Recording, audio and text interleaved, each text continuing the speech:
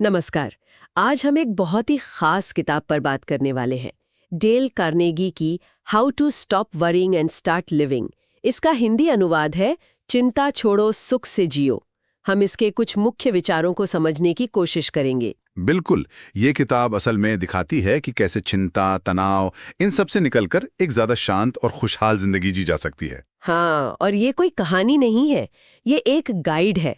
Carnegie बताते हैं कि चिंता हमारी जिंदगी बिगाड़ सकती है, मानसिक तौर पर, शारीरिक तौर पर भी। लेकिन सबसे बड़ी बात यह है कि ये सिर्फ एक आदत है जिसे बदला जा सकता है। सही कहा।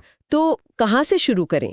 पहला सिद्धांत जो मुझे बहुत असरदार लगा वो है आज में जिए। हाँ, ये बहुत फंडामेंटल है। मतलब न पीछे का सोचो न आगे का, बस अभी इस पल पर ध्यान दो। सुनने में बहुत सरल लगता है ना? हाँ, पर करना? असल में कार्नेगी सिर्फ कहते नहीं, वो तरीका भी बताते हैं। चिंता से निपटने का एक पूरा सिस्टम है। अच्छा, कैसा सिस्टम? पहले तो सारे तथ्य इकट्ठे करो, असल में प्रॉब्लम है क्या। फिर उनका विश्लेषण करो ईमानदारी से। ठीक है। फिर एक पक्का फैसला लो और उस पर अमल करो फौरन। और वो सबसे बुरी स्थिति वाली बात? हाँ, वो कमाल की है। सोचो कि सबसे बुरा क्या हो सकता है, उसे मान लो। मान लो। डर नहीं लगेगा, लेकिन फिर उस स्थिति को सुधारने में लग जाओ।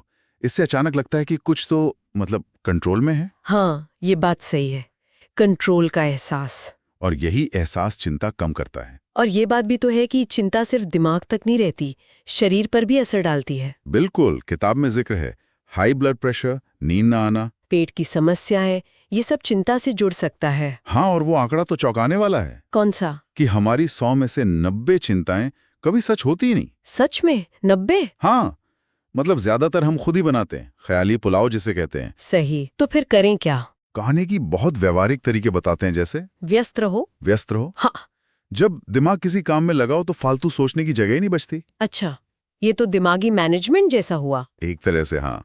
चिंता के लिए जगह कम कर दो। फिर वो कहते हैं छोटी मोटी बातों को पकड़कर मत बैठो।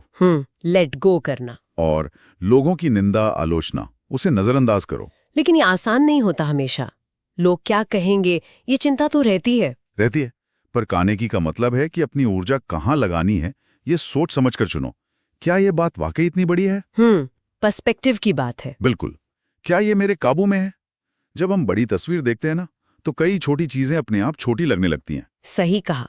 अच्छा, इसके अलावा वो सोच बदलने पर भी जोर देते हैं। हाँ, मानसिक नजरिए पर। 2 बातें मुझे याद हैं। एक तो आभार जताना, ग्रैटिट्यूड। बहुत जरूरी। जो अच्छा है उसे देखो, उसके लिए शुक्रगुजार हो। और दूसरा, दूसरों की मदद करना, दूसरों को खुशी देना। इसका चिंता से क्या लेना देना? सीधा कनेक्शन है। जब हम अपनी परेशानी से ध्यान हटाकर किसी और की मदद पर लगाते हैं या हमारे पास जो है उस पर ध्यान देते हैं, तो फोकस बाहर चला जाता है। अपनी चिंताएं वो फिर छोटी लगने लगती हैं। अच्छा, तो ये दूसरों की मदद करना असल में अपनी मदद करना भी है। बिल्कुल। और किताब में जो असली कहानियां हैं ना, हाँ, वो बहुत प्रेरणा देती हैं। व्यापारी, सैनिक, घरेलू महिलाएं, कैसे उन लोगों ने इन सिद्धांतों को अपनाया और चिंता पर काबू पाया। ये दिखाता है कि ये बातें सिर्फ किताबी नहीं है। सही है। तो अगर हम सब कुछ समेटें, मुख्य बातें क्या होंगी? मेरे ख्याल से पहला तो यही, आज में जियो। दूसरा, व्यस्त रहो, दिमाग को अच्छे कामों में लगाओ। तीसरा, सकारात्मक सोचो, मुश्किल में भी अच्छा ढूंढो। चौथा, सेहत का ध्यान रखो, तन और मन जुड़े हैं। और पांचवा, दूसरों की मदद करो। हाँ, ये सब आदतें हैं जिन्हें अपनाना है। आदत है जिसे तोड़ा जा सकता है। इन सिद्धांतों को अपनाकर चिंता छोड़ो सुख से जियो वाली बात सच हो सकती है, एक शांत खुशहाल जिंदगी। बिल्कुल। और इसी बात पर एक छोटा सा विचार छोड़ जाते हैं। बताइए।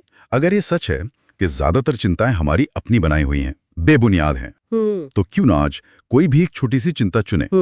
ऐसी चिंता जो शायद उतनी जरूरी ना हो, और उसे जानबूझकर बस आज के लिए एक तरफ रख दें। एक प्रयोग की तरह। हाँ, बिल्कुल। बस ये देखने के लिए